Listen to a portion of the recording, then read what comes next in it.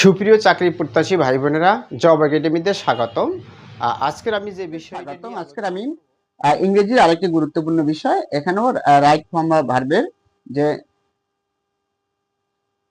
Noun দেস are always plural, ওই সকল নাউন যে নাউনগুলো সবসময় প্লুরাল হয়, অর্থাৎ যেসব জিনিস দুটো নিয়ে সেট হয়, যেসব জিনিস দুটো নিয়ে সেট হয় এবং সেট হয় সেই সব নাউনের পূর্বে পেয়ার শব্দ থাকলে, এবং সেই সব নাউনের পূর্বে যদি পেয়ার শব্দ থাকে তাহলে সিঙ্গুলার ভার্ব হয়, কিন্তু পেয়ার শব্দটি না থাকলে প্লুরাল ভার্ব হয়।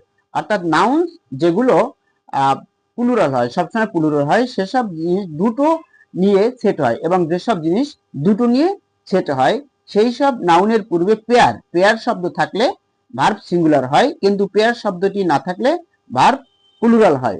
যেমন দি প্যান্টস আর ইন দ্য ড্রয়ার, এখানে প্যান্টস প্লুরাল এবং পেয়ার এখানে নাই, এজন্য কিন্তু ভার্ব প্লুরাল বসেছে। কিন্তু যদি এ পেয়ার অফ প্যান্টস একথা বলা থাকে, এ পেয়ার এই পেয়ার শব্দ আছে, তাহলে কিন্তু প্যান্টস তার ইজ ভার্ব সিঙ্গুলার বসেছে। তাহলে যদি পেয়ার থাকে তাহলে সিঙ্গুলার বসবে, আর যদি পেয়ার না থাকে তাহলে প্লুরাল বসবে।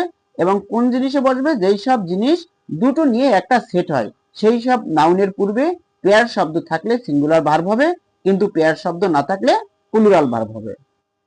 সুপ্রিয় চাকরি প্রত্যাশী ভাই বোনেরা, আজকের এই পর্যন্তই। যদি আমার ভিডিওটি ভালো লাগে তাহলে লাইক করবেন, কমেন্ট করবেন এবং সাবস্ক্রাইব করে আমার চ্যানেলের সাথেই থাকবেন।